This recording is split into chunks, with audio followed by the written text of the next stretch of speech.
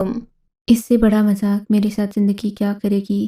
میں جہازی سائز کے بیڈ پر بیٹھی یہی سوچ رہی تھی کہ زندگی نے مجھے کہاں سے کہاں لا کھڑا کیا۔ آج اتنے ارمانوں کے بعد جب میری شادی ہوئی تو وہ بھی ایک ایسے لڑکے سے جسے میں نے خود پال پوس کر بڑا کیا تھا، جو کہ مجھ سے تقریباً 10 سال چھوٹا تھا۔ زندگی واقعی انسان کو مذاق بنا کر چھوڑتی ہے، اور میرے ساتھ بھی ایسا ہی ہو رہا تھا۔ میرا دل خون کے آنسو رو رہا تھا، کیونکہ میں ایک خوبصورت اور نوجوان لڑکی تھی۔ میں نے سوچا تھا کہ میری شادی کسی اچھے گھرانے میں ہوگی اور معقول انسان سے ہوگی، پر پھپھو نے میری شادی اپنے 13 سالہ بیٹے کے ساتھ ہی کر دی۔ پر یہ ہوا کیسے؟ یہ بھی ایک دل خراش کہانی ہے۔ وہ ایک سرد صبح تھی جب میں پیدا ہوئی۔ میرے رونے کی آواز سن کر میری پھپھو جان نے یہی کہا تھا کہ یہ تو کسی چمگادڑ کے سے بولنے کی آواز ہے، یہ انسان کی نہیں لگتی۔ یہ دیکھ کر سب لوگ ہنسے تھے۔ یہ بات مذاق سے زیادہ میرے لیے اس وقت حقیقت بن گئی جب میری ماں میری پیدائش کے وقت ہی فوت ہو گئی تھیں، اور پھر اس کے بعد مجھے سبز قدم والی مشہور کر دیا گیا۔ جو بھی میرے گھر آتا میری پھپھو اسے یہی کہتی کہ یہ بڑی منحوس ہے، اس کی وجہ سے اس کی اپنی ماں مر گئی، تو سوچو اب یہ ہمارے گھروں میں کیا تباہی لائے گی۔ مجھے تو کوئی بھی اپنے گھر لے جانے کے لیے تیار نہیں تھا، پر پھر میری بڑی پھپھو کو ان کے شوہر نے زور دیا کہ تم اس طرح اپنی بھتیجی کو اکیلے مت چھوڑو، تمہیں چاہیے کہ تم اس وقت میں اس کی مدد کرو۔ بیچاری وہ ابھی نو عمر ہے، ابھی پیدا ہوئی ہے، تو وہ کہاں جائے گی؟ اس کا تو باپ بھی اس دنیا سے چلا گیا ہے۔ بس اسی لیے میں سبز قدم والی مشہور ہو گئی تھی، کیونکہ میرے ابا تو میرے دنیا میں آنے سے 3 مہینے پہلے چل بسے، اور شاید اسی سب کی وجہ سے اماں پریشانیاں جھیل جھیل کر میری پیدائش پر چل بسی تھیں، یا نہ جانے کس کے مذاق اور کس کی، اور حد تک سے وہ اس دنیا سے ہی چلی گئی تھیں۔ اس کے بعد مجھے پھپھو نے پالا، پر جب میں 6 سال کی ہوئی تو گھر میں خوب دولت آنے لگی۔ اب پھپھو کے گھر میں اس قدر دولت اور ریل ویل دیکھ کر خاندان کے سبھی لوگوں کی توجہ میری طرف ہو گئی تھی، کیونکہ میرے گھر میں آنے سے ہی یہ دولت آئی تھی۔ پھپھو سب سے یہی کہتی کہ یہ تو بڑی خوش قسمت نکلی، میں اسے بدقسمت سمجھتی تھی، پر دیکھو تو صحیح، اس کے آنے سے میرے گھر کے حالات سدھر گئے ہیں، شاید اس کی دعا لگی ہے۔ میں پھپھو کی باتیں سنتی تو حیران رہ جاتی۔ پہلے تو پھپھو مجھے منحوس اور سبز قدم کہتی تھیں، اب اچانک ہی میری تعریف شروع کر دی۔ شاید ایسا ہوتا بھی نہ اگر درمیان میں ایک واقعہ نہ ہوتا۔ ہوا یوں کہ مجھے میری خالہ اپنے گھر لے کر گئیں، پر جس دن سے وہ مجھے اپنے گھر لے کر گئی تھیں میری پھپھو کے گھر میں نقصان ہو رہا تھا، اور روز روز ایسا نقصان ہوتا کہ پھپھو کو سمجھ نہ آتی کہ ایسا کیا ہوا ہے۔ آخر انہوں نے اندازہ لگایا کہ میرے جانے کے بعد یہ سارے نقصان ہو رہے ہیں، تو پھپھو نے اپنے کان پکڑ لیے، بولیں کہ اب تو میں اس لڑکی کو یہاں سے کہیں نہ جانے دوں گی۔ ایسا ہی ہوا، جب وہ مجھے واپس اپنے گھر لے کر آئیں تو گھر میں ہونے والے نقصان میں کمی واقع ہونے لگی، بلکہ وہی نقصان فائدے میں بدلنے لگا۔ تب میری پھپھو کو یقین آیا کہ واقعی یہ لڑکی تو مبارک قدم والی ہے، آئندہ اسے گھر سے باہر نہیں جانے دوں گی۔ اور پھر پھپھو نے جو کچھ شروع کیا وہ میرے لیے ایک نئی مصیبت تھا۔ میں تو سمجھی تھی کہ پھپھو اب میرے ساتھ اچھا رویہ اختیار کریں گی، پر انہوں نے مجھے سونے والی چڑیا سمجھ لیا، اور دن رات میری حفاظت کرنے لگیں کہ میں کہیں کسی سے بات چیت نہ کر لوں۔ پھپھو کہتی کہ میرا کوئی بیٹا تیرا ہم عمر ہوتا تو میں اس کے ساتھ تیری شادی کر دیتی۔ بار بار کہنے کے باوجود بھی میرا دھیان اس طرف نہیں گیا کہ پھپھو مجھے کیا کہنا چاہتی ہیں۔ ابھی پھپھو کا بیٹا صادق تقریباً 13 سال کا تھا، اور میں 23 سال کی تھی کہ ایک دن میری خالہ گھر آئیں۔ وہ ڈرائنگ روم میں بیٹھی پھپھو سے باتیں کر رہی تھیں، شاید وہ پھپھو سے میرا رشتہ مانگنے آئی تھیں۔ وہ اپنے بیٹے ارسلان کے ساتھ میری شادی کرنا چاہتی تھیں۔ ارسلان تقریباً 26-27 سال کا تھا، ایک خوبرو نوجوان تھا، اس کی ایک بینک میں نوکری بھی تھی۔ خالہ نے پھپھو امی سے پوچھا کہ آپ نے اس کا رشتہ کر دیا ہے یا نہیں، تو پھپھو بولیں کہ ہاں، میری بیٹی کا رشتہ تو کب سے ہو گیا ہے، آپ اپنے بیٹے کے لیے کوئی اور رشتہ دیکھیں۔ یہ سن کر خالہ حیران ہو گئیں اور پھپھو سے پوچھنے لگیں کہ بھابھی آپ نے بیٹی کا رشتہ کہاں طے کر دیا، ابھی تو اس کی عمر اتنی نہیں ہے۔ پھپھو کہنے لگیں کہ میں نے اس کا رشتہ جہاں بھی طے کیا ہو، تم لوگوں کو اس کی خبر لینے کی ضرورت نہیں۔ جب یہ چھوٹی تھی تو اس کو پال پوس کر میں نے بڑا کیا، اب اس کا رشتہ بھی میں ہی کروں گی۔ خالہ پوچھنے لگیں کہ بہن، میں تمہیں کچھ نہیں کہتی، مجھے ویسے ہی بتا دو کہ تم نے سعدیہ کا رشتہ کہاں طے کیا ہے۔ تب پھپھو نے جو بات بولی اس نے مجھے نہ صرف حیران کر دیا بلکہ مجھے رونے پر بھی مجبور کر دیا۔ پھپھو بولی کہ میں نے سعدیہ کا رشتہ اپنے بیٹے صادق کے ساتھ کیا ہے۔ یہ سن کر میری تو جیسے مارے پریشانی کی نیندیں اڑ گئی تھیں۔ میں نے کہا آپ یہ کیا کہہ رہی ہیں؟ میں بھی اپنے پردے سے پیچھے سے نکل کر ڈرائنگ روم میں آ کر پھپھو کے سامنے کھڑی ہو گئی تھی۔ تو ہماری باتیں سن رہی تھی، بہت شوق ہے تجھے شادی کرنے کا؟ پھپھو نے مجھے جھنجھوڑتے ہوئے کہا۔ ایسی بات نہیں ہے پھپھو، لیکن آپ میرا رشتہ اپنے 13 سالہ بیٹے سے تو نہ کریں۔ میری بات سن کر پھپھو ہنسنے لگیں۔ ارے بھائی کیوں نہ کروں، تو اتنی مبارک ہے، میرے لیے تو سونے کی چڑیا ہے۔ میں تجھے اس گھر سے باہر نہیں جانے دوں گی پھپھو، خدا ہے میں تجھے اس گھر سے باہر نہیں جانے دوں گی پھپھو، خدا را میری زندگی تباہ نہ کرے۔ میں اپنے سے 10 سالہ چھوٹے لڑکے کو کیسے شوہر مان لوں؟ میں نے چلاتے ہوئے کہا تو پھپھو نے میرے جبڑے پکڑ لیے اور بولیں، آئندہ اگر تو نے ایسی بات کہی تو مجھ سے برا کوئی نہیں ہوگا۔ تم سے 10 سال چھوٹا نہیں ہے وہ، 17-18 سال کا لگتا ہے، اور تم بھی ابھی جوان ہو۔ میں بہت زیادہ سمجھدار تھی، کہنے لگی کہ ابھی تو میں جوان ہوں، کل کو جب میں 33 سال کی ہو جاؤں گی تو آپ کے بیٹے کی جوانی ابھی شروع ہوگی، تب وہ کیا کرے گا؟ پھپھو کو ذرا شرم نہ آئی، بولی کہ کوئی بات نہیں، ایک شادی اس کی تیرے سے چھوٹی لڑکی سے بھی کرا دوں گی۔ میں نے کہا پھپھو، میں نے آخر ایسا کیا قصور کیا ہے کہ آپ میری شادی ایک ایسے لڑکے سے کرائیں گی جو بعد میں دوسری شادی کرے؟ پھپھو کے سر پر مگر بھوت سوار تھا۔ وہ کہہ رہی تھیں کہ تم سے شادی کرنا میرے بیٹے کی مجبوری ہے، کیونکہ تمہارے علاوہ یہ نہیں رکھیں، پر میری شادی اپنے بیٹے سے نہ کریں۔ پھپھو بولیں کہ ایسا نہیں ہو سکتا، ایسے تو ہاتھ سے نکل جائے گی، میں اس سب پر بھروسہ نہیں کر سکتی، جلد از جلد تیری شادی کروں گی۔ پھپھو کی باتیں سن کر میں رونے لگی۔ میری خالہ نے مجھے تسلی دی اور وہاں سے چلی گئیں۔ وہ اور کر بھی کیا سکتی تھیں، مگر اس سے پہلے کہ کچھ اور ہوتا، پورے خاندان میں بات پھیلتی، پھپھو نے ایک انوکھا کارنامہ یہ کیا کہ اسی رات گھر میں مولوی صاحب کو بلوایا اور کہنے لگیں کہ چلو تم دلہن والے کپڑے پہنو اور تیار ہو جاؤ۔ میں پھپھو کی بات سمجھی نہیں تھی، مگر دیکھا تو پھپھو اپنی آنکھیں نکالے کھڑی مجھے نکاح پر آمادہ کر رہی تھیں۔ میں نے کہا پھپھو، میں نکاح نامے پر دستخط نہیں کروں گی تو میری شادی نہیں ہوگی۔ تب پھپھو نے ایک ایسی بات بولی جس نے میرا کلیجہ چھلنی کر دیا۔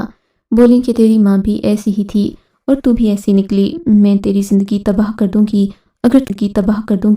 اگر تو نے میرے بیٹے سے شادی نہیں کی۔ تو خود کو سمجھتی کیا ہے، بہت حور پری ہے کوئی، جو میں تیرے اوپر مری جا رہی ہوں۔ تو یہاں سے گئی تو کسی اور کے گھر بھی بس نہیں پائے گی، یہ بات میری لکھ کر رکھ لے۔ میری پھپھو یہ باتیں کرتی مجھے کسی ڈائن سے کم معلوم نہیں ہو رہی تھیں۔ پھر میں نے سر جھکا لیا۔ میرے پھپھا بھی آ گئے، انہوں نے بھی کوئی اعتراض نہیں کیا، بولے کہ میری بیوی اس طرح کے کاموں میں جلد بازی سے کام نہیں لیتی۔ اگر بیٹی اس نے تمہیں خوش نصیب سمجھ کر اپنی بہو بنانے کا کہا ہے تو کوئی بات نہیں، تم اس فیصلے کو قبول کر لو۔ رہی بات دوسری شادی کی، تو جب تک میں ہوں تمہارا شوہر تمہارے ہاتھ میں ہی رہے گا۔ اللہ تم دونوں کو لمبی زندگی دے۔ میں اپنے بیٹے کو ایسا کچھ نہیں کرنے دوں گا، میں اس کو اس بات کا پابند بناؤں گا کہ وہ صرف تمہارا بن کر رہے، اور یہ بات نکاح نامے میں بھی لکھوا دی گئی۔ یوں میں تھوڑی مطمئن ہو گئی کہ چلو میرا شوہر اگر دوسری شادی کرے گا، گاڑی بنگلہ سب میرے نام ہو جائے گا۔ میں اس شرط پر راضی ہو گئی تھی کہ اچھا چلو میرے لیے تو زندگی آسان ہی ہوگی۔ میں نے اپنے شوہر کو اپنے سے کم عمر ہونے کی وجہ سے دبا کر بھی رکھنا تھا، وہ میری ہر بات مانتا اور یوں زندگی آرام سے ہی گزر بسر ہو جاتی۔ خیر میرا نکاح کر دیا گیا۔ اب میرا شوہر میری پھپھو کا 13 سالہ بیٹا بن چکا تھا۔ مجھے اس سے کوئی ڈر نہیں تھا، میں جانتی تھی کہ وہ کم عمر ہے، چھوٹا بچہ ہے، کبھی بھی میرے سامنے تن کر بات نہیں کر سکے گا، پر میں نہیں جانتی تھی کہ مرد تو مرد ہوتا ہے، پھر چاہے وہ بچہ ہو، بڑا ہو یا پھر بوڑھا ہو، وہ اپنی فطرت سے باز نہیں آتا۔ میں اپنی پھپھو سے مل کر اپنے کمرے میں چلی گئی۔ میں نے دلہن والا سرخ جوڑا پہنا ہوا تھا، تبھی کمرے کا دروازہ کھلا اور اسی شان کے ساتھ موصوف اندر داخل ہوئے۔ ان کی عمر صرف 13 سال تھی، پر قد نکلا ہوا تھا تو لگتے 18 سال کے تھے۔ کمرے میں داخل ہوتے ہی اس نے میری طرف دیکھا اور بولا، سعدیہ تم بڑی خوبصورت ہو، میرا دل تو نہیں چاہتا کہ میں تمہارے ساتھ ایسا کروں، پر کیا کروں، میری مجبوری ہے، تمہیں میرے ساتھ چلنا ہوگا۔ میں اس کی طرف حیران ہو کر دیکھنے لگی۔ صادق، کہاں چلنا ہوگا؟ یہ تم کیسی باتیں کر رہے ہو؟ چپ کر کے سو جاؤ، کافی رات ہو گئی ہے۔ میں اسے بچوں کی طرح ڈانٹنے لگی۔ مجھے آج بھی وہ وقت یاد تھا جب میں اسے ایسے ہی ڈانٹ کر ہوم ورک کروایا کرتی اور اسے کبھی کبھی کھانا بھی اپنے ہاتھوں سے کھلایا کرتی تھی، اور آج وہی میرا شوہر بن بیٹھا تھا۔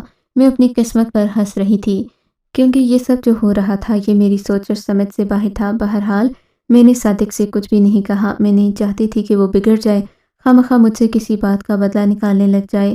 میں تو اس کی بڑی بہن ہی کی طرح تھی۔ خیر پھر وہ بیڈ پر آ کر بیٹھا اور مجھے ایک ایسی بات کہی کہ میں حیران رہ گئی۔ میری سر جھکا کر بولا، مجھے معاف کر دو سعدیہ باجی، اماں نے آپ کو لالچ میں آ کر میرے ساتھ بہا دیا ہے۔ اماں کو ایسا نہیں کرنا چاہیے تھا باجی، میں جب سے بڑا ہوا ہوں آپ کو میں نے اپنی حفاظت کرتے ہی دیکھا ہے، آپ نے مجھے ماں بن کر پالا ہے۔ اب اگر میں آپ سے شادی کا رشتہ نبھاؤں گا تو یہ تو ایسے ہی ہو جائے گا کہ ماں بہن کا رشتہ پامال ہو گیا۔ میں ایسا سوچ بھی نہیں سکتا باجی، میں آج بھی پہلے ہی کی طرح ہوں۔ اگر آپ چاہو تو اس بات کی تصدیق کر سکتی ہو، آپ بس کچھ دن رہ کر دیکھو، میں آپ کو ہاتھ تک نہیں لگاؤں گا، نہ ہی آپ سے کوئی ایسی بات کروں گا، ہم بہن بھائی ہی کی طرح رہیں گے۔ پر ایک رات آپ کو میرے ساتھ چلنا ہوگا اور وہ رات آج ہی کی رات ہے۔ میں صادق کی باتیں سن کر حیران رہ گئی۔ ایک طرف صادق مجھے بہن کہہ رہا تھا، دوسری طرف رات کو مجھے اپنے ساتھ چلنے کا کہہ رہا تھا۔